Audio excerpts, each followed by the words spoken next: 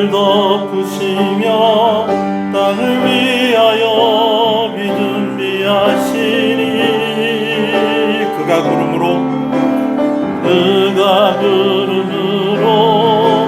하늘을 덮으시며 땅을 위하여 비 준비하시니 예루살렘아 여호와를 찬송할지어다. 내 하나님을 감사함으로 그 앞에 나가며 주 임재 앞에 경배. 우리 주는 위대하며 우리 주는 위대하며 능력이 많으시도다. 그의 지혜 무궁하며 인자는 영원하도다. 상한 자들 고치시며 상한 자를 고치시며 상처를 싸매시도다. 별들의 수를 세시며 이름을 붙이셨도다. 그가 구름으로 하늘을 덮으시며 땅을 위하여 비 준비하시니 예루살렘아 여호와를 찬송할지어다. 내 하나님을 감사함으로 그 앞에 나가며 주 임재 앞에 경배. 예루살렘아 여호와를 찬송할지어다. 내 하나님을 감사함으로 그 앞에 나가며 임재 앞에 경배. 그가 구름으로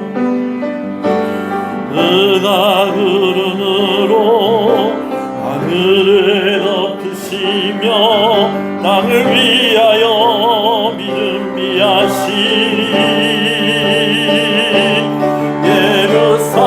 예루살렘아 여호와를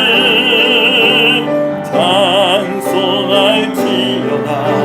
내 하나님을 감사함으로 그 앞에 나가며 주 앞에 경배.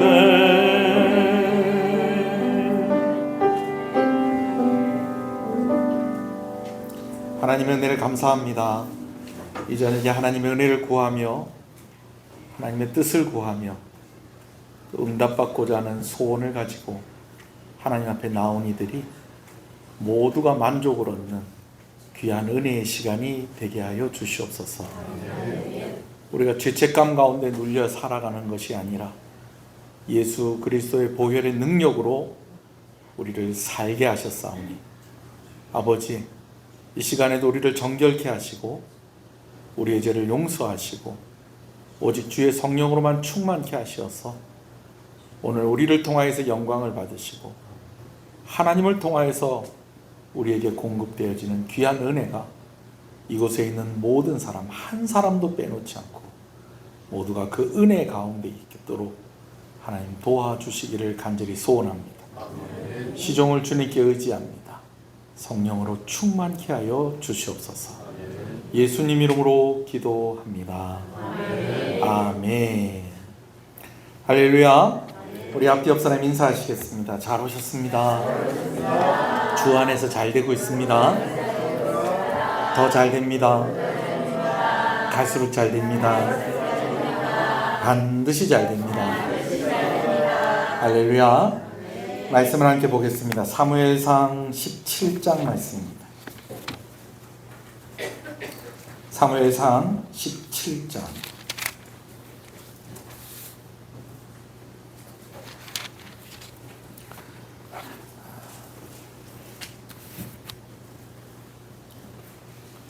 먼저 12절에서 15절을 읽도록 하겠습니다. 사무엘상 17장 12절에서 16절 말씀입니다. 말씀을 함께 봅니다. 다윗은 유다 베들레헴 에브라 사람 이세라 하는 사람이 아들이었는데 이세는 사울 당시 사람 중에 나이가 많아 늙은 사람으로서 8 아들이 있는 중 그 장성한 세 아들은 사울을 따라 싸움에 나갔으니 싸움에 나간 세 아들의 이름은 장차 엘리압이요 그 다음은 아미나답이요 셋째는 삼마며 다윗은 막내라. 장성한 세 사람은 사울을 따랐고 다윗은 사울에게로 왕래하여 베들레헴에서 그의 아버지의 양을 칠 때에 그 블레셋 사람이 40일을 조속으로 나와서 몸을 나타내었더라. 아멘. 할렐루야. 오늘 우리가 사무엘상 17장 말씀을 두 번째로 살펴보고 있습니다. 어떤 분은 이야기하기를 성경에서 제일 유명한 사건이 바로 사무엘상 17장의 사건이 아니겠느냐라는 것입니다. 아무리 성경을 몰라도 다윗과 골리앗은 알고 있다는 것이죠. 그리고 누가 누구에게 이겼다라는 것도 너무너무 잘 알고 있다는 것입니다. 근데 재밌는 것은 이제 사무엘상 17장에 보면은 골리앗과 싸우기 전에 다윗에게 있었던 이야기들, 그리고 골리앗과 싸우기까지의 배경이 되어지는 그러한 이야기들이 꽤 길게 기록이 되어 있습니다. 오늘 본문에 보면 17장 1절에서 40절까지 이렇게 기록이 되어 있어요. 그런데 사실 싸우기 전의 이야기를 가지고 말씀이 나누어지는 경우는 그렇게 많지가 않다라는 것입니다. 그러니까 여러분들이 좋은 교회를 다니고 있다 이거죠. 그러나 또 이렇게 말씀을 자세히 보고 준비를 하는 저도 실수를 할 때가 있다라는 것이죠. 지난주에 제가 이런 이야기를 드렸어요. 블레셋과 이스라엘 백성들이 이제 전쟁을 하게 되진 배경 중에 하나가 이제 사무엘이 은퇴를 했기 때문에 이제 블레셋이 이스라엘에 쳐들어올 수 있었다라는 그런 말씀을 드렸었어요. 근데 사실은 사무엘이 은퇴한 것은 훨씬 이전의 일입니다. 사울 왕이 세워지고 이제 사무엘이 은퇴를 합니다. 사사로서의 사역을 이제 내려놓습니다. 이제는 나라는 사무엘이 이제 하나님의 뜻을 받아서 다스리는 것이 아니라 이제는 사울 왕이 나라를 다스리게 됐어요. 그때의 전쟁이 한번 있었습니다. 여러분 기억이 나실 거예요. 사울에게 군사가 3,000이 있었습니다.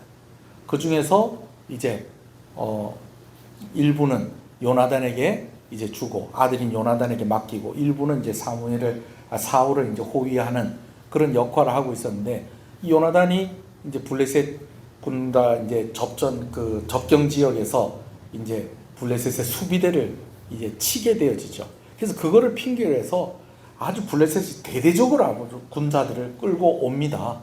그의 군사들을 끌고 올 수 있었던 이유 중에 하나는 무엇이냐면 이제까지는 누가 이스라엘에 있었다는 거예요. 다스리고 있었다는 거예요. 하나님이 다스렸지만 우리가 겉으로 볼 때는 누가 다스리는 것? 사무엘이 다스리고 있었다는 거예요. 그리고 이 블레셋 사람들이 하나님을 두려워하는 마음이 있었다는 거예요. 언약궤를 가지고 갔다가 아주 호되게 혼이 났었죠.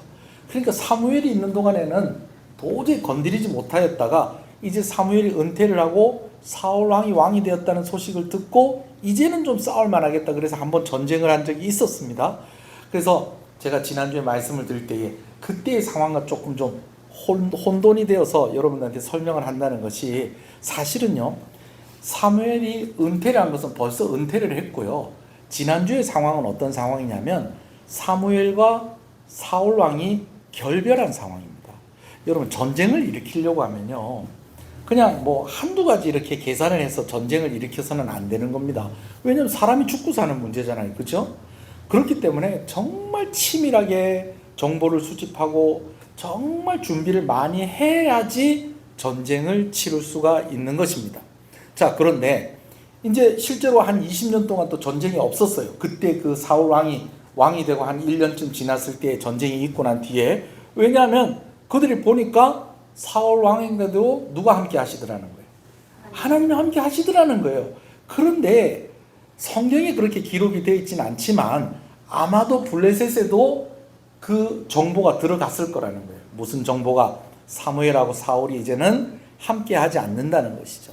이제는 이들이 결별을 했다는 거죠. 사울은 사울의 길을 가고 사무엘은 사무엘의 길을 가게 된 것입니다. 자, 거기에다가 또 어떤 정보를 얻게 되었느냐? 이것 또한 성경에 기록이 되어 있지는 않지만 분명히 사울의 건강 이상설에 대한 이야기가 어디까지 흘러갔을 것이다. 블레셋까지 흘러갔을 것이다라고 우리가 추측을 해볼 수가 있어요. 여러분, 오늘날에도 어떤 나라의 국가 원수가 아프다. 여러분, 이런 일은요, 이 국가의 치명적인 약점이 될 수도 있는 겁니다. 지금 미국에서 이제 또 대선한다고 뭐 TV 토론하고 뭐 막 이렇게 이야기를 하는데, 어떤 후보 하나가 요 셔츠 단추 하나 더 푸른 거 가지고도 지금 큰 뉴스거리가 되고 있습니다.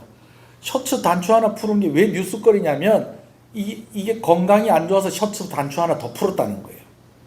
근데 그런 사람이 대통령이 되면 되겠느냐 그러면서 이제 상대방 진영에서 이제 공격을 해대는 것입니다. 뭐 그 외에도 뭐 미국에 지금 뭐 대선을 치르고 있는 뭐 선거운동 중이다, 이거 오늘 처음 아셨습니까?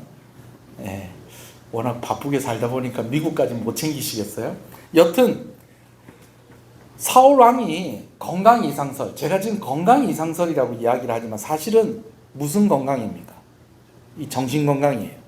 왜 그러냐면 사울이 하나님을 떠나면서요, 악한 영이 사울을 와서 사울을 막 괴롭히는 겁니다. 여러분, 그러다 보니까 사울이 그냥 막 이상한 행동을 하고 막 이렇게 하는 겁니다. 이거를 아무리 궁궐에 있는 사람들 입단속을 하고 이렇게 해도 또 그 궁궐 안에 있는 블레셋에 간첩이나 협력하는 사람 분명히 있을 거라는 거예요. 그래 보니까 누구하고는 결별을 하고 사무엘하고는 결별을 하고, 그리고 난 뒤에 나타난 증상이 어떤 증상이라는 거예요? 사울 왕이 좀 이상하다는 거예요. 그러는 소문들이 블레셋에게까지 가지 않았겠는가? 자, 여기까지 추측입니다. 그런데 결정적으로 블레셋이 이제 그들의 군대를 끌고 온 이유가 있었습니다. 누가 있었다는 거예요? 골리앗이 있었다는 것입니다. 계산을 해볼 때 최소한 키가 2m 70, 2m 70죠. 그리고 갑옷 무게만 해도 뭐 다른 창, 방패 뭐 이런 무게 빼고 입고 있는 갑옷 무게, 그것만 해도 한 70kg 정도 된다는 거예요. 전에 저희 아들한테 그랬었어요. 마트에 가가지고 쌀을 이렇게 사가지고 카트에다 탁 실으면서, 저희 아들이 그때 초등학교 3학년이었나 2학년이었나 하여튼 조그만할 때였어요. 몸무게 20kg도 안 나갈 때. 그때 20kg 쌀을 탁 담으면서, 아들 이건 오늘 좀 네가 좀 들고 가면 어떻겠냐 그랬더니 저희 아들이 하는 얘기가, 아버지 제 몸무게가 20kg가 안 되는데요. 그래갖고 한번 웃은 적이 있습니다. 여러분, 갑옷 입은 무게만 몇 킬로라는 거예요? 한 70kg 정도 되는 거예요. 여러분, 그런 어마어마한 힘을 가진 사람이, 이제 엄청난 피지컬과 힘을 가진 사람이 이제 그들 앞장서서 싸울 수 있는 그런 환경이 되었다는 것입니다. 여러 가지 정황을 볼 때에 전쟁이 일으킬만 합니다. 무엇보다도 지금 하나님을 두려워해서 이스라엘을 공격을 못하고 있었는데, 하나님의 편에 있는 사무엘과 이제 사울이 결별을 했고, 그 결과로 인해서 사울이 좀 이상해졌다는 소문이 막 돌기 시작을 하는 겁니다. 그런데다가 그들이 보유하고 있는 정말 최고의 무기, 그때 당시로는 핵폭탄 같은 무기가 있었는데 그가 누구였다는 거예요? 골리앗이라는 엄청난 장수가 있었다는 거죠.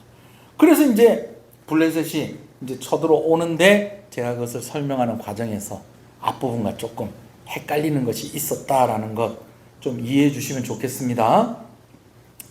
할렐루야. 예. 근데 또 이렇게 좀 생각을 해보면 해볼수록 참 의심스러운 부분이 많은 전쟁입니다. 왜 그러냐면요. 그 첫 번째가요. 마치 다윗이 올 때까지 이 이스라엘하고 블레셋이 기다리고 있었던 것 같아요. 오늘 말씀을 보면 뭐라고 되어 있는 거니? 40일 동안 대치만 하고 있습니다. 그러니까 싸우지는 않고 뭐 하고 있는 거예요? 서로 큰 소리만 치고 있는 거예요. 특히 일방적으로 어디서 큰 소리를 치고 있는 거 아니? 블레셋에서 큰 소리를 치고 있습니다.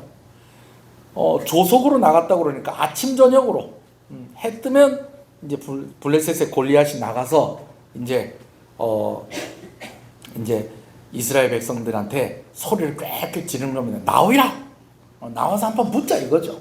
그래서 자기하고 붙어서 너가 이기면 우리가 너희 종이 되고 내가 이기면 너희가 우리의 종이 되고 그렇게 하자 그러면서 아침 저녁으로 이렇게 하기를 며칠을 그렇게 했다는 거예요. 40일이요. 40일. 여러분 엄마들이 요즘은 그런 엄마들 우리 집은 그런 엄마 본 지가 좀 오래돼서요. 엄마들이 가끔씩 아이들한테 그렇게 할 때가 있죠. 자 이거 뭐 해라 그렇게 뭘 시켜요. 근데 애들이 안 하고 있어요. 그러면 엄마들이 뭐 하게 해요? 숫자 세죠. 하나, 둘, 셋. 근데 여러분 혹시 40까지 세는 엄마 봤어요? 자 조속으로 했으니까 40일 동안 조속으로 했으니까 몇 번? 80번. 80까지 세는 엄마 봤습니까? 아마 10개 세기 전에 뭐가 하나 날아갈걸요? 물론 우리 교회 성도들은 그러지 않겠지만 예. 지금 협박 공갈만 지금 80번 40일 내도록 이러고 있는 거예요. 아니 자기가 그렇게 싸움에 자신이 있으면 예? 가가지고 지가 가서 그땐 성문이 아니겠죠. 골짜기에 숨어 있으니까 가가지고 그냥 한번 밀고 들어갈 만도 한데 그러진 않고 계속 뭐 하는 거예요? 숨어있는 이스라엘 백성들한테 계속 공갈 협박만 하고 있는 거예요. 마치 누구를 기다렸던 것처럼 다윗을 기다리고 있는 것처럼 이 공갈과 협박은 언제 끝나는 것이다? 다윗이 와야지 끝나는 것처럼 마치 꼭 그 대본을 받은 사람처럼 지금 그러고 있더라는 거예요. 그래서 어떤 목사님은 이런 이야기도 해요. 과연 골리앗이 싸움을 잘하는 사람이었을까 하는 거예요. 왜냐하면 진짜 힘도 좋고 덩치도 좋고 이렇게 하는 것 같으면 말보다는 뭐가 앞서는 겁니까? 주먹이 앞서야 될 건데 너무 주먹을 감추고 지금 뭘로만 싸우고 있어요. 골리앗이 입으로만 지금 이러고 있는 거예요. 거기다가 나중에 다윗이 이제 골리앗하고 싸우려고 탁 나가니까 골리앗 앞에 누가 앞장을 섭니까? 방패 든 사람이 앞장을 서고요. 그리고 또 옆에 골리앗 창 들고 있는 사람들도 이제 막 있습니다. 이제 창을 들고 있는 것도 여러 가지 이유가 있겠죠. 왜냐하면 이제 주로 이제 막 창을 이렇게 던지기도 하지 않습니까? 우리는 이제 보통 우리 중국 영화나 우리가 어렸을 때 임진왜란 우리나라 전쟁하는 그런 상황들만 이제 영화나 드라마로 봐서 그렇지 사실은 창을 던지기도 해서 공격을 하거든요. 그럼 하나 던지고 나면은 또 옆에서 또 던질 수 있도록 또 계속 창을 또 공급해 주는 사람이 있어야 될 거 아니에요. 그죠? 예. 그리고 또 무기를 놓치거나 하면 또 다시 좀 던져줄 사람도 필요하고 그러니까 이제 옆에 이제 호위하는 사람도 있는 데다가 무기 담당하는 사람도 있고 그러니까 어떤 목사님은 심지어 이렇게 이야기하더라고요. 골리앗이 창을 들 수 있는 힘이 없었던 거 아니냐고. 우리 가끔 좀 그럴 때 있잖아요. 여러분 또 가만히 한번 생각을 한번 해보세요. 이때까지 여러분 학교 다닐 때를 생각을 해볼 때 반에서 제일 키 큰 애가 싸움 1등 하진 않습니다. 이상하게 그래요. 제일 키 큰 애가 싸움 1등 아니에요. 네. 여기 혹시 1등 했었던 사람 있습니까? 네. 하여튼 제일 키 큰 애는 1등 아니에요. 좀 더 작은 애들이 더 잘 싸워요. 그래서 어떤 분은 그런 얘기도 해요. 골리앗이 진짜 싸움을 진짜 잘했다는 것을 증명해 보이는 게 없다. 처음부터 끝까지 뭘로만 싸워요? 입으로만 싸워요. 다윗한테도요. 다윗한테도 막 말로는 이럽니다. 다윗이 짠하고 나타나니까 처음에는 드디어 내가 싸우는구나 그래서 나가는데 앞에 방패를 든 호위병들이 이제 앞에 나가고 이제 이제 자기가 이제 한번 싸워보려고 딱 나갔더니 누가 딱 서 있는 거예요. 조그마한 애가 하나 서 있으니까 골리앗이 뭐라고 얘기하는 거니?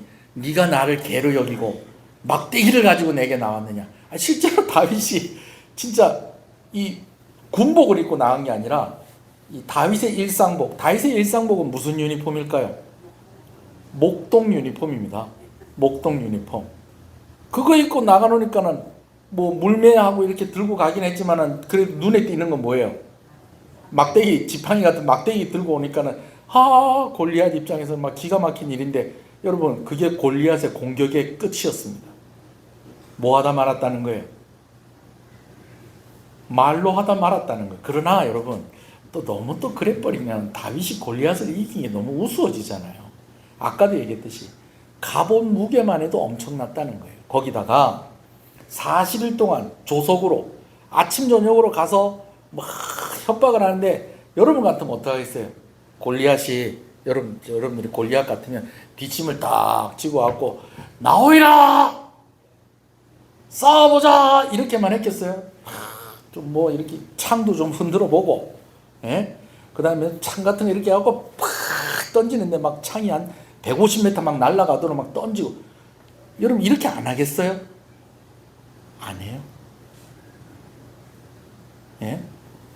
뭐 나갈 때 어쩔 때는 막 뛰어서 나가고 막 이런 여러 가지 퍼포먼스도 좀 보여주고 그렇지 않았겠습니까? 거기다가 40일 동안 이스라엘 백성들이 숨어 있긴 했지만 골리앗을 계속 관찰을 했을 거 아니에요. 그러면은 40일 정도면 약점이 드러날 만도 하다 안 하다.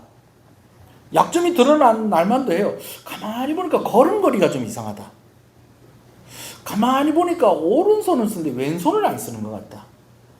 가만히 보니까 머리가 너무 커서 헬멧에 좀 쪼이는 것 같다. 뭐 이런 여러 가지 좀 약점들이 분명히 보일 건데, 40일이 지나도록 이스라엘 백성들이 골리앗에게 나와서 아무도 싸움을 걸어보지 못했다는 것은 그에게 약점을 찾을 수 있었다는 거예요? 못 찾았다는 거예요? 약점을 찾을 수 없었다는 거예요. 그러니까 골리앗이 싸움을 얼마나 잘했는지에 대해서는 나와 있질 않아요. 근데 뭐 옛날 전설에 보면 그런 전설이 있어요. 막 그냥 그 성경에 보면 삼손이 블레셋 사람들 되게 많이 괴롭혔거든요. 그래가지고 이제 막 삼손이 하도 블레셋 사람들을 괴롭히고 하니까 이제 블레셋 사람들이 성에 이렇게 딱 숨어가지고 삼손이 오면 이제 삼손이 성문을 쫙 열면은 한꺼번에 와! 해갖고 삼손을 공격을 해가지고 삼손을 죽이려고 이제 성문에 팍 이렇게 붙어 있습니다. 성문에 팍 이렇게 붙어 있는데 그날 밤에 삼손이 와요. 와서 어떻게 하냐면요, 성문을 안 열고요, 성문을 쥐어 뜯습니다. 쥐어 뜯어가지고요, 그 성문을 들고요, 산꼭대기까지 올라가요. 성경에 있는 얘기입니다, 여러분. 여러분 한번 상상을 한번 해보세요. 삼손 죽이려고 이렇게 하고 있는데 갑자기 뭐 흔들흔들하더니 문자가 확 떼지더니 삼손이 문을 이러면서 그 문짝을 들고 산 위로 막 뛰어 올라갈 때 얼마나 기가 막혔겠어요. 근데 그 문짝을 골리앗이 들었다는 전설이 있습니다. 자, 여러분, 여튼 좀 의심스러운 것이 많은 전쟁이면은 분명합니다. 자, 그런데 지난주에 말씀을 드렸죠. 지금 이 전쟁이 이제 다윗하고 골리앗이 만나게 된 이유가 지금 다윗이 이 전쟁에 참전 중이었기 때문에 만난 게 아니라는 거예요. 다윗이 어떻게 하다 골리앗을 만났죠? 모 배달 갔다가, 도시락 배달 갔다가, 형들 면회 갔다가, 그리고 형들이 속해 있는 천부장에게 일종의 뇌물이죠. 뇌물을 주고 형들의 좀 안전하다는 것을 좀 확답을 좀 받고자 하는 그런 목적을 가지고 지금 다윗이 지금 이 전쟁터에 온 것입니다. 자, 그런데요, 다윗이 가지고 간 그 곡식의 양이 작지가 않습니다. 우리 17절 18절 한번 읽어볼까요? 자, 시작. 이새가 그의 아들 다윗에게 이르되 지금 내 형들을 위하여 이 볶은 곡식 한 에바와 이 열덩이를 가지고 진영으로 속히 가서 내 형들에게 주고 이 치즈 10덩이를 가져다가 그들의 천부장에게 주고 내 형들의 안부를 살피고 증표를 가져오라. 제가 오늘 병원 예배 갔다 오면서 이마트에 잠깐 들려가지고 좀 장을 좀 보고 왔어요. 이제 저 혼자 있을 때하고 또 방학이 돼서 애들이 있을 때하고 또 좀 상황이 좀 다르잖아요. 뭐 저는 그냥 뭐 집에 있는 것 같고 이렇게 그냥 먹는데, 걔도 열심히 공부하고 방학 때 집에 와 있는 애들은 또 조금 좀 신경을 써서 먹여야 될 거 아니에요. 그래서 그냥 저기 도산면에 있는 정신병원에서 오늘 예배 드리고 예배 인도하고 오는 길에 이제 이마트 가서 이제 하는데, 아유, 뭐 조금 산데 그냥 10만 원어치나 되더라고요. 제가 그거 들고 오는데 그래도 한 10만 원어치 샀다 무겁더라고요. 근데 여러분 여기 보세요. 다윗이요, 수레나 나귀 같은 것을 이용을 했는지는 알 수가 없습니다만은, 여기 보니까 볶음국식 한 에바는요 한 10kg 정도 되는 겁니다. 한 10kg 정도 되고요. 거기다가 떡 10덩이, 그리고 치즈 10덩이, 이런 식으로 이렇게 가지고 왔는데, 이 양이 대략 어떻게 보면 되냐면요, 다윗이 한 15살 정도의 나이로 우리가 추정을 한다고 그랬잖아요. 그 나이쯤 되는 사람이 들고 갈 수 있는 최대한을 들고 간 거예요. 근데 왜 제가 이 이야기를 하냐면, 아니 군대에서 밥 주는데 왜 이렇게 많이 들고 가요? 군대에서 밥 주는데 왜 이렇게 많이 들고 가요? 그건 우리나라 군대 얘기. 군대에서 밥 안 주는 나라도 있어요. 40일 동안 대치를 하고 있다 보니까 식량 상황도 안 좋아졌다는 거예요. 여러분, 전쟁 40일, 여러분 결국 전쟁에 이기는 나라는 어떤 나라냐면요, 돈 많은 나라가 이깁니다. 왜 그러냐면요, 먹는 것만 해도 이번에 저희가 이제 수련회 이렇게 하는데, 매년 우리가 이제 선교한다는 그런 개념을 가지고 수련회 할 때에 작은 교회들도 함께 이제 같이 하는 수련회를 우리가 준비를 하지 않습니까? 회비가 4만 원입니다. 교회에서 2만 원 대주고 또 이제 학생들이 2만 원 가지고. 그런데 그 4만 원이 다 어디 들어간지 아세요? 2박 3일 동안 먹는 걸로 끝납니다. 먹는 걸로 끝나요. 먹는 걸로. 예, 먹는 걸로 끝나요. 여러분, 40일 동안 대치를 하다 보니까 식량 상황까지 안 좋아진 거예요.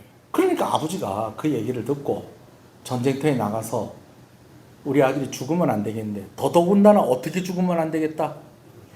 굶어 죽으면 안 되겠다 싶어서 볶음국식하고 빵 10덩어리 하고 그렇게 해서 다윗에게 짊어서 보낸 거예요. 예, 보낸 겁니다. 자, 지금 상황이 이렇게 됐습니다. 이렇게 되다 보니까 좀 상황을 조금만 정리를 좀 할게요. 이제는 무섭기도 하지만 40일 동안 계속해서 똑같은 소리를 듣다 보니까 이스라엘 백성들도 여기 통영 말로, 경상도 말로 뭐가 차서 보골,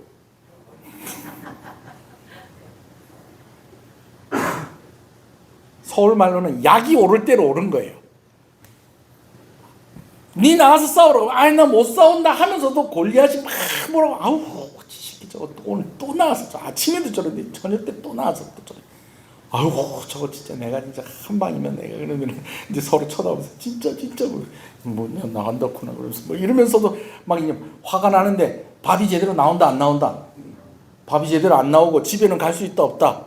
갈 수 없고, 누가 나와서 싸운다 안 싸운다? 싸우지도 않고. 그러니까 진짜 내가 오늘도 밥 못 먹으면 내가 내일 가서 싸우지, 그러면서 약이 막 바짝 오른 겁니다. 거기다가 골리앗은 어떻게 했어요? 골리앗은 40일 동안 똑같은 말만 하겠어요? 갈수록 수위를 높여서 얘기를 하겠어요?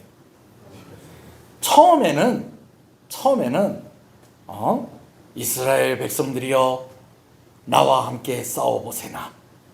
그래서 내가 이기면 당신들이 우리의 종이 되고, 내가 지면 우리가 당신들의 종이 되는 거, 이거 어떻나? 용기 있는 자는 나와보시게. 이랬던 골리앗이 이제 나중에는 뭐하노? 그러면서 막 온갖 욕과 그냥 그냥 수위를 높여가지고 막 약을 올리고 막 이런 상황이 되었다라는 것입니다. 자, 그런데 그런 상황에 지금 누가 도시락 배달을 하러 온 거예요? 다윗이 도시락에다 가져온 거예요. 그러면서 수위가 높아질 대로 높아진 골리앗의 이야기, 그리고 민감해질 대로 민감해진 이스라엘 진영을 그가 눈치를 못 채고 눈치 없이 형님 저희 지금 뭔 소리입니까? 저 지금 누가 지금 우리 아버지 욕하는 것 같은데요? 우리 민족들 욕하는 것 같은데요? 우리 하나님 욕하는 것 같은데요? 뭐 이렇게 돼버린 겁니다. 그러니까는 옆에 있는 사람들이 진짜 우리도 니는 오늘 와서 처음 듣지. 우리 40일째 듣고 있다. 40일째 80번째 듣고 있다. 80번째 미치겠다 진짜 내가. 근데 왜 가만히 있으세요? 그러게 말이야. 저놈하고 싸워서 이기면은 왕이 상을 3가지나 준대. 일단은 왕이 가지고 있는 보물을 준다고, 두 번째는 왕의 딸을 준다고 그러고, 또 하나는 그 아버지 집에 세금을 면제시켜 준대. 여러분들 다 세금 내고 있죠? 세금 면제시켜 주면 얼마나 좋겠어요. 그죠? 근데 골리앗 싸워서 이기면 세금 면제시켜 준다는 거야. 그 아버지 집에 세금을 면제시켜 준다는 것은 늙은 아버지 세금을 면제시켜 준다는 게 아니고 그 집안의 세금을 다 없애준다는 거예요. 그 왕이 있는 동안에는. 그러니 싸워볼만 해요, 안 해요? 싸워볼만 하지. 근데 왜 안 싸워요? 못 이기겠으니까. 참 얘기 들으면 열받고 한데 그래도 못 이기겠어요. 그러니까 또 철없는 또 다윗은 또 이렇게 얘기. 아니 그래 상을 준다는데도 안 나가요? 그래도 안 싸워요? 내가 한번 나가볼까? 그랬더니 다윗의 형이, 제일 큰 형이 뭐라 하죠? 제일 큰 형입니까? 누구면 엘리압이 뭐라 하죠? 야, 네가 아무리 세상을 모른다고 해도 네가 함부로 그런 소리 하냐? 그런 소리 하면 안 된다, 함부로. 뭐라 합니다. 근데 다윗이 형의 말을 듣고 그때부터 또 잠잠합니까? 계속 이래 합니까? 아이고 용기도 없고 진짜 차라리 내가 가서 싸울까? 이런 얘기를 쭉 계속 하는 거예요. 자, 한번 볼까요? 자, 22절부터 한번 읽어봅시다. 시작. 다윗이 자기의 짐을 짐 지키는 자의 손에 맡기고 군대로 달려가서 형들을 문안하고 그들과 함께 말할 때에 마침 블레셋 사람의 싸움 도두는 가드 사람 골리앗이라는 자가 그 전열에서 나와서 전과 같은 말을 하며 다윗이 들으니. 자, 전과 같은, 내용은 전과 같은데 그 수위는 완전 높아져 있습니다. 자, 그러는 가운데 24절이요.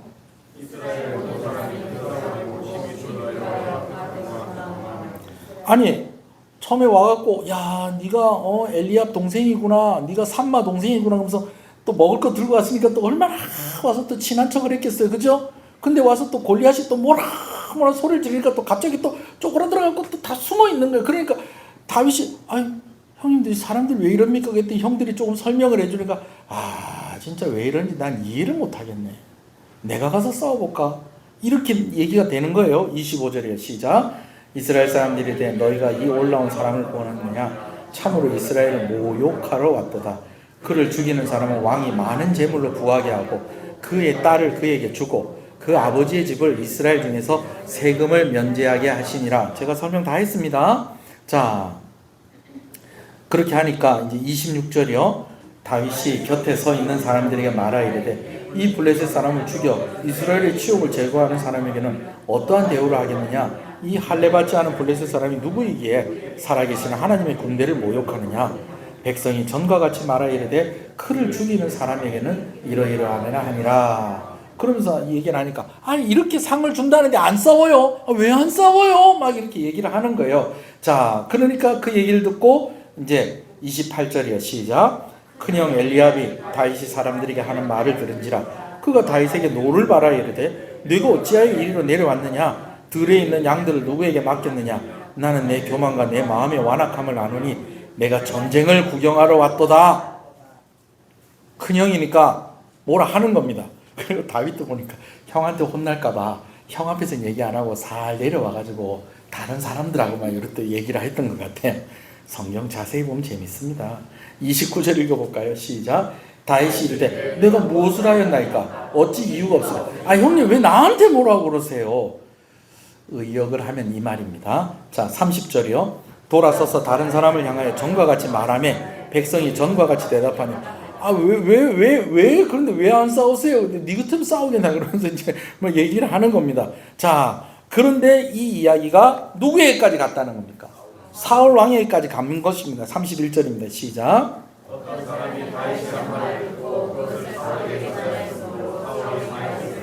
다윗이 작정을 했어요.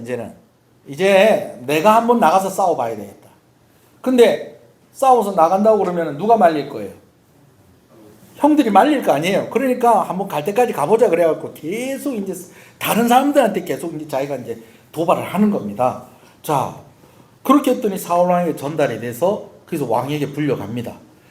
다윗의 왕이 왜 사울 왕에게까지 전달이 됐을까요? 그리고 어떻게 또 사울이 또 다윗을 불렀을까요? 여기는요 이런 이유가 있다고 볼 수가 있겠어요. 아니 왜 아무도 저 하나님을 욕하고 백성들을 욕하는 저 나쁜 놈 왜 해결하지 못합니까? 라고 할 때 그 아무도 안에는 누가 들어가 있을까요? 사울 왕도 들어가 있는 거예요. 그러니까 사람들이 우리는 못 싸우지, 우린 덩치가 되나, 왕이면 몰라도. 여론이 또 이렇게 만들어지는 거예요. 그러다 보니까 사울 왕이 다음 데리고 와봐라. 그래서 다윗이 사울 왕에게 가게 된 것입니다. 자, 그런데 사울 왕이 다윗을 보더니 혼을 안 내요. 그런 얘기 했다는 거 아는데도. 형들은 혼을 냈잖아요. 사울 왕은 혼을 안 내요. 그리고 다윗의 이야기를 또 조곤조곤 듣습니다. 조곤조곤 들어요. 자, 한번 또 볼까요? 32절 시작. 다윗이 사울에게 말하되 그로 말미암아 사람이 낙담하지 말 것이다. 주의 종이 가서 저 블레셋 사람과 싸워. 왕이시여 지금까지 마음고생 많이 하셨습니다. 이제 마음고생 그만하셔도 됩니다. 이제 누가 해결하겠습니다. 제가 해결하겠습니다. 이렇게 얘기를 하고 있어요. 그랬더니 사울이 뭐라고 얘기하는지 또 읽어볼까요? 33절 사울이 다윗에게 이르되 내가 가서 저 블레셋 사람과 싸울 수 없으리니 너는 소년이요 그는 어려서부터 용사입니다. 사울이 어린 다윗이 저리 하는 게 좀 귀여웠는지 아니면 좀 안 됐는지 아니면 자기도 아무 힘을 쓸 수가 없으니까 뭐라 하기가 좀 미안했는지 뭘 어쨌는지 모르겠지만 제가 이제 좀 이따 이 부분에 대해서 얘기를 할 건데 다윗에게 좋은 말로 타이릅니다. 너는 아직 어리잖아. 근데 저 골리앗은 너 나이 때부터 벌써 용사로 소문난 사람이다. 네가 저 사람과 싸우는 거 그거 있을 수 없는 일이다. 그렇게 이야기를 합니다. 여러분 그랬더니요 다윗이 자신의 무용담을 얘기합니다. 여러분 무용담은 뭐예요? 싸워서 이긴 이야기잖아요. 근데 다윗은 아직 군대 갈 나이도 아니잖아요. 근데 무슨 무용담이 있겠어요? 그가 목동으로 있을 때의 무용담이 있었던 겁니다. 어떤 일이 있었냐면 사자가 또 곰이 다윗이 지키고 있는 양들을 물어갈 때에 다윗이 거길 쫓아가가지고 그것들이 입을 벌려가지고 양들을 빼가지고 온 그런 일들이 있었다는 거예요. 그것도 한 번 있었던 게 아니라 최소한 몇 번? 최소한 몇 번? 두 번. 왜 두 번이요? 하나는 사자, 하나는 곰. 자, 여러분 이게 상상이 되세요? 여러분 한 15살 때쯤엔 그냥 다들 사자 때려잡고 곰 이렇게 이렇게 곰하고 맞짱 떠가지고 막 곰 이렇게 막 기샤배기 날리고 막 다 그렇게 사셨어요? 그런 사람 여기 아무도 없을걸요? 근데 누구는 그랬다는 거예요? 다윗이 그랬다는 저는 지금도 생각해보면요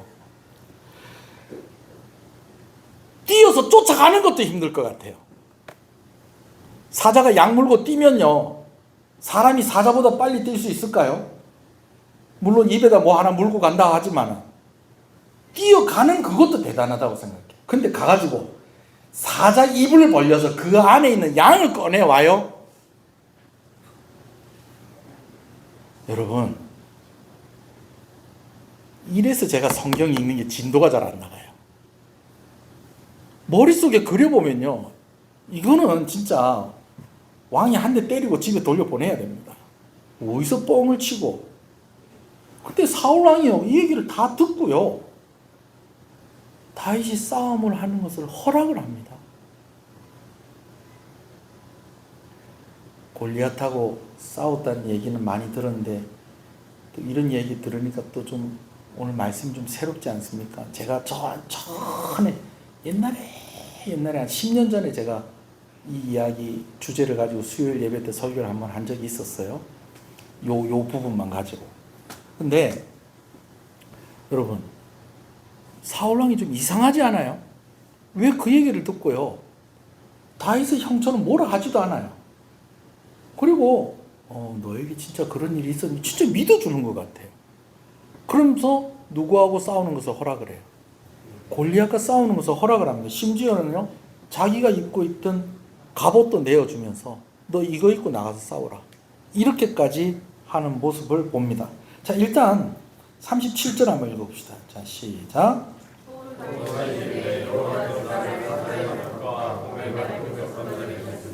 나를 이 블레셋 사람의 손에서도 건져내시리이다. 사울이 다윗에게 이르되 가라, 여호와께서 너와 함께 계시기를 원하노라. 나를 사자의 발톱과 곰의 발톱에서도 하나님의 나를 건지셨으니 하나님을 모욕하는 저 골리앗에게서도 하나님 나를 보호해 주시고. 그랬더니 사울이요, 진짜 믿음 좋은 사람처럼 가라, 싸워라, 여호와께서 너와 함께 계시기를 원하노라, 그렇게 이야기를 합니다.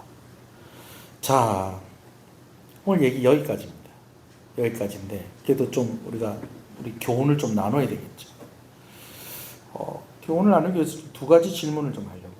한 가지는요, 사울은 왜 다윗을 혼내지 않고 다윗이 나가서 싸우는 것을 허락을 했을까요? 첫 번째 추측은 진짜 다윗을 믿고 허락을 해줬다는 거예요. 왜 그러느냐? 사울에게 악한 영이 들었을 때에 이제 사울의 주변에 있는 신하들이 누구를 추천을 합니다. 누굽니까? 다윗을 추천해요. 그래서 다윗이 그 앞에서 수금을 켜며 찬송을 부를 때에, 하나님을 찬송할 때 그 악한 영이 떠나갑니다. 사울이 그때의 다윗을 기억했다는 것이죠. 악한 영을 쫓아내는 그런 능력을 가진 아인이, 그래, 저 거인을 이길 수도 있겠구나, 그런 신뢰하는 마음을 가지고 다윗에게 싸움을 허락할 수 있었다라고 우리가 추측을 해볼 수 있어요. 추측입니다. 두 번째는요, 치밀한 계산에 의해서 한 행동일 것이다 라는 겁니다. 제가 아까 계속 설명한 것이 며칠 동안 대치를 하고 있었다고 그랬어요. 40일 동안 대치를 하고 있었어요. 40일 동안 대치를 하는 가운데 식량 상황도 이제 좋지 않아요. 이제는 더 이상 질질 끌 수가 없어요. 근데 마침 백성들이 사기는 좀 떨어졌지만 모는 올랐다는 거예요. 약은 올라와 있다는 거예요. 그러니까 이제 더 이상 못 견디겠고 내가 굶어 죽느니 싸우다 죽겠다. 이제 지금 분위기 여기까지 간 겁니다. 여기까지 갔는데 문제는 이 다이너마이트에 누가 불을 붙일 거냐 이거죠. 뭔가 불을 확 당겨줘야 되는데 그 당기기에 제일 좋은 것이 뭐냐면 피를 보게 하는 것이죠. 실제로 우리나라 역사를 봐도 이런 일이 있어요. 제가 이 이야기할 때마다 이분의 이야기를 많이 하죠. 저희 할아버지신데 김유신 장군이 계백 장군과 그 몇 명이 5천 명의 결사대입니까? 5천 명의 결사대와 함께 황산벌판에서 싸웁니다. 근데 신라군은 훨씬 많아요. 근데 이 5천 명을 이겨낼 수가 없는 거예요. 그래서 머리를 쓴 것이 뭐냐면 화랑을 하나씩 보내는 겁니다.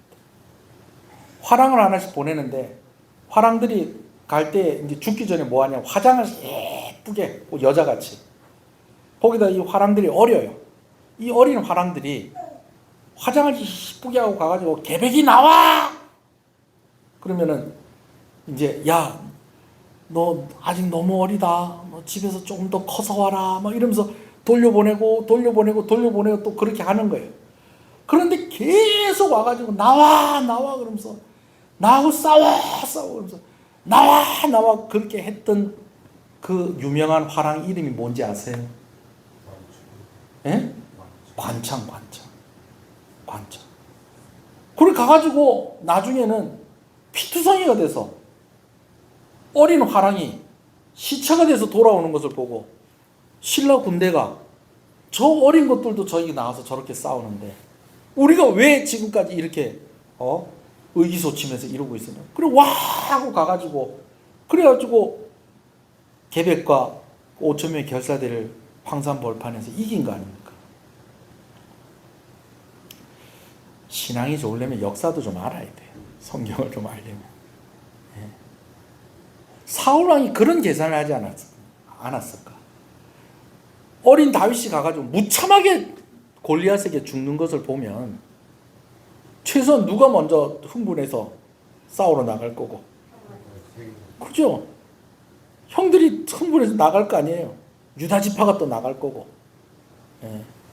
온 이스라엘 백성들이 저 어린 것도 나가서 저렇게 싸우는데 그래 우리가 1대1로는 안 되더라도 우리 한꺼번에 한번 해보자.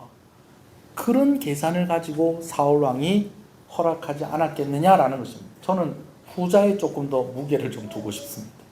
자, 그러면 사울왕이 왜 다윗을 혼내지 않고 다윗이 싸우는 것을 허락을 했을까? 이거는 뭐 저희가 천국 가서 전문가들한테 물어보도록 하고요. 그럼 다윗은 어떻게 이런 용기를 낼 수 있었을까요? 첫 번째는 다윗에게 경험이 있다는 거예요. 이겨본 경험이 있다는 거예요. 누구하고 싸워서? 사자하고. 누구하고 싸워서? 곰하고 싸워서. 그런 경험이 있다가 보니 나가서 그랬다. 제가 한 10년 전에 설교할 때는 우리가 이기는 경험 많이 해야 된다. 어느 날 갑자기 이렇게 영웅되고 여러분 그런 경험 별로 없다고. 이기는 경험을 많이 하시는 여러분 되셨으면 좋겠습니다. 다윗이 2번이나 그런 일이 있었다는 거예요. 집에 와서 형들한테 얘기를 했겠어요? 안 했겠어요? 했겠어요? 안 했겠어요? 여러분 같으면 안 하겠어요? 입이 근질근질해가지고 형 사자 이빨이 몇 개인지 알아? 나는 알아. 어떻게 알았게? 오늘 내가 사자 입을 한번 벌려봤거든. 그러니까 형이 아까도 뭐라 그럽니까? 네가 교만하고 이런 줄을 내가 익히 알고 있다마는 어디서 지금 전쟁터에서 입을 함부로 나불나불 하느냐 그러면서 형이 뭐라 하잖아요. 그죠? 근데 다윗은 진짜로 경험한 거예요. 진짜로 경험을 한 거예요. 그래서 나설 수 있지 않았겠느냐. 그것이 첫 번째 이유입니다. 근데 오늘 제가 여러분들하고 나누고 싶은 오늘 설교의 핵심입니다. 오늘 이 부분 잘 들으세요. 다윗이 나갈 수 있었던 것은 그에게 왕의 마음이 있었기 때문에. 다른 말로 하면 책임감이에요. 자존심이에요. 왕은 책임감이 있어야죠. 왕은 자존심이 있어야죠. 국민에게 이겨먹으려고 그러는 게 아니고 다른 나라가 우리나라를 위협할 때에 그 나라에 대항해서 싸울 수 있는 자존심, 책임감, 그게 왕에게 있어야죠. 그래요, 안 그래요? 거기다가 이 나라가 어떤 나라입니까? 누가 주인인 나라입니까? 하나님이 주인인 나라잖아요. 다윗이 기름 부음을 받은 거예요. 다윗에게 이 왕의 마음이 있었다는 것입니다. 여러분 어떠세요? 요즘 교회가 오늘도 제가 병원 예배 드리러 가서 이렇게 이야기를 나누면서 마음이 좀 안타까웠던 게 주일날에 나누었던 말씀을 제가 조금 요약을 해서 거기 환우들하고 이제 말씀을 나누거든요. 오늘 한 50명 정도 예배 드리러 내려왔어요. 그분들하고 이렇게 얘기를 하는데 예수님이 떡 5개와 보리떡 2개로 그렇죠. 떡 5개와 물고기 2마리로 남자만 5,000명 먹였다고 하면서 사람들 계산을 해봤어요. 보통 보면 교회가 보면은 남자 반 여자 반 그렇지가 않고 남자들이 한 3분의 1 여자들이 한 3분의 2 그렇게 볼 때에 남자가 5천 명이면 그럼 여자는 한 몇 명쯤? 만 명쯤. 그럼 합하면 15,000명. 그런데다가 제가 주일학교 다닐 때는요 이렇게 얘기가 됐어요. 어른들보다 애들이 더 많았어요 교회에. 그래요 안 그래요? 여러분 우리 주일학교 선생님들이 정말 열심히 해요.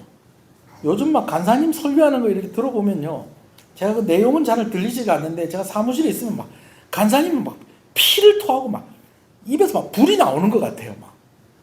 그래요 안 그래요? 선생님들 얘기 좀 해주세요. 그렇습니까? 간사님 혼자 열내는 건 아니고요. 예. 선생님들 은혜 받고 있죠? 제가 듣기에도 저렇게 설교하는데 은혜를 못 받으면 저 이상한 거다. 여러분 그렇게 열심히 하고 성경학교도 열심히 준비하고 있고 지금 우리 선생님들 지금 요번 주부터 한 끼씩 굶어가면서 금식하면서 지금 기도하고 있습니다. 맞죠? 요번 주에 맞죠? 예, 지난번에 아직 시작 안 했는데 시작했는지라고 제가 물어봤는데 지금 그렇게 하고 있어요. 그런데도 애들이 없어요. 자 그런데 여러분 보세요. 옛날에는요 어른들보다 애들이 더 많았어요. 물론 집집마다 애들을 많이 낳기도 했는데 뭐 그냥 길거리 지나가면은 골목마다 애들이 그 애들을 골목마다 누가 배치를 해놓는지 애들 없는 골목 보신 적 있으세요? 어렸을 때 젊었을 때. 근데 요즘은 안 그래요. 그래서 제가 오늘 설교를 하다가 문득 드는 생각이 어떤 생각이 드냐면 야 이거 애들은 이해를 못하겠다. 남자 5,000명이고 여자 10,000명이고 그리고 최소한 아이들이 5,000명에서 또 10,000명쯤 있었을 것이다라는 이야기들을 우리의 다음 세대는 모르겠다. 모를 수도 있겠다. 왜? 작년 성도의 우리 교회 같으면 한 20%? 30%만 돼도 우리 교회는 이 교회는 학생들이 좀 있네요. 이런 이야기 듣거든요. 옛날에 안 그랬어요. 절반은 애들이었어요. 중고등학교까지 치면은 교회 앉아있는 사람 절반은 다 학교 다니는 학생들이고 다 그랬었는데 요즘은 안 그렇잖아요. 그래도 우리 교회는 지금 대학생도 앉아있고 중학생도 앉아있고 여러분 이런 상황인데 어디 수요일 예배에 대학생이 와서 앉아있고 중학생이 앉아있고 그래요. 그런 교회 없습니다 요즘. 자 근데 여러분 이런 이야기 들을 때에 여러분 마음이 어떠세요? 왕의 마음이 있어야 된다는 거예요. 요즘 시절이 그런가 보다. 이렇게 해서 끝나면 안 된다는 거예요. 내가 많이 기도해야 되겠다. 나도 전도해야 되겠다. 이게 왕의 마음을 가진 사람이에요. 아멘이십니까? 교회에 무슨 일이 있다. 내가 가서 해야 되겠다. 이게 왕의 마음을 가진 사람입니다. 아멘이십니까? 힘든 일이 있단다. 내가 가서 위로해 줘야 되겠다. 내가 기도해 줘야 되겠다. 여러분 이게 왕의 마음을 가진 사람입니다. 그런 사람을 하나님이 쓰십니다. 말씀을 정리하겠습니다. 우리 기도하면서 정리하겠습니다. 소원하는 것은 많이 이기시는 여러분 되시길 소원합니다. 승리의 경험이 많이 있어야 됩니다. 여러분 예수 믿는 사람이 이기는 거 뭐 있습니까? 기도 응답 받는 겁니다. 기도 응답 많이 받으시는 여러분 되셨으면 좋겠습니다. 그래서 다른 사람들은 기도해도 안 된다. 전에도 기도했는데 아무것도 없더라. 여러분 이렇게 얘기할 때에 나는 사자의 입을 벌려서 거기서 내 양을 꺼내온 적이 있었고 곰의 입을 벌려서 내 양을 꺼내온 적이 있었다. 기도하면 됩니다. 왜 안 됩니까? 기도합시다. 여러분 그렇게 이야기할 수 있는 저와 여러분들이 되었으면 좋겠습니다. 그리고 또 한 가지는 오늘 우리가 왕의 마음을 가졌으면 좋겠다는 것입니다. 요즘 시절이 그런가 보다. 교회가 다 그렇게 되나 보다. 예수 믿는 사람들도 다 그렇게 산다더라. 여러분 그게 아니고요. 오늘 내가 나가서 한번 싸워보겠습니다. 내가 한번 이기고 돌아오겠습니다. 허락만 해주십시오. 맡겨만 주십시오. 할 수 있다 하시면 하나님의 명령만 떨어지면 내가 달려가겠습니다.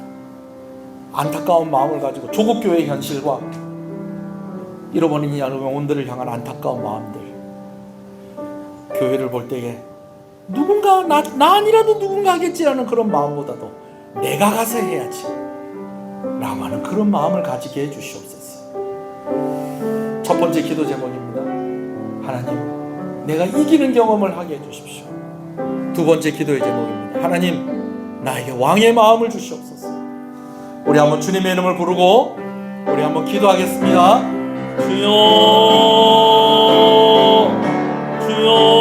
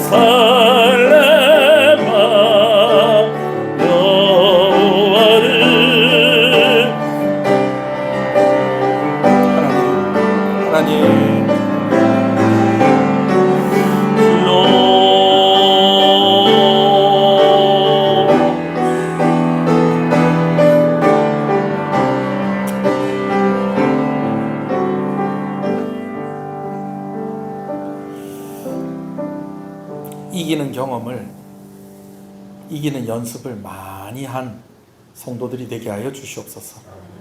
성도가 이기는 경험하는 건 무엇이겠습니까? 기도에서 응답받는 것인 줄로 압니다. 작은 것부터 큰 것까지 하나님께 기도해서 응답받는 그 경험이 쌓이고 쌓여서 내가 정말 믿음을 보여야 할 때, 내가 정말 힘을 내야 할 때 힘을 낼 수 있는 그런 성도가 되어지기를, 그런 교회가 되어지기를 간절히 소원합니다. 아무도 나서지 못할 때에 다윗이 나섰습니다. 왜냐하면 그에게 왕의 마음이 있었기 때문입니다. 하나님께서 그에게 기름을 부으셨기 때문입니다. 그에게 책임감이 있었습니다. 그에게 분노가 있었습니다. 하나님, 오늘 우리에게 그 왕의 마음을 허락하여 주시옵소서. 교회가 그렇게 되어가는구나, 시절이 그냥 그렇게 변해가는구나, 그런다고 내가 뭐 할 수 있는 것이 있겠나 라고 주저앉아 버리는 것이 아니라, 하나님, 오늘 내 마음이 너무 아프고 내가 너무 안타깝습니다. 하나님께서 저 같은 사람이라도 쓰신다면 제가 한번 힘을 내보겠습니다. 애를 써보겠습니다. 라고 말하며 헌신하는 왕의 마음을 가진 교회가 되게 하시고 그런 성도가 되게 하여 주시옵소서. 치료 중에 있는 성도들과 그 가족들에게 하나님께서 은혜를 허락하여 주시기를 간절히 소원하고 소원합니다. 장마 기간 가운데에 또 이 장마로 인하여서 또 경제적으로나 또 건강에 어려움이 없도록 하나님께서 우리 성도들 승리하게 하여 주시옵소서. 여름에 우리가 움직이기는 힘들지만 그래서 더 많이 기도해야 할 것들이 있습니다. 금식하며 기도하며 준비하고 있는 성경학교와 수련회 가운데 함께하여 주시옵시고, 이번 수련회를 통해서 우리 교회만 잘 되고 우리 교회만 부흥하는 게 아니라 함께하는 모든 교회들, 함께하는 모든 이들이 함께 행복하고 즐겁고 감격해하는 성경학교와 수련회가 되게 하여 주시옵소서. 오늘 수요일 예배에 참석한 이들을 주님의 이름으로 축복합니다. 은혜의 은혜를, 복의 복을 더하여 주시옵소서. 갑절의 은혜를 허락하여 주시옵소서. 예수님 이름으로 기도합니다. 지금은 우리 주 예수 그리스도의 은혜와 하나님 아버지의 사랑하심과 성령님의 감화 감동, 위로 교통 충만하시는 역사가 이제로부터 영원토록 함께 있을지어다. 아멘.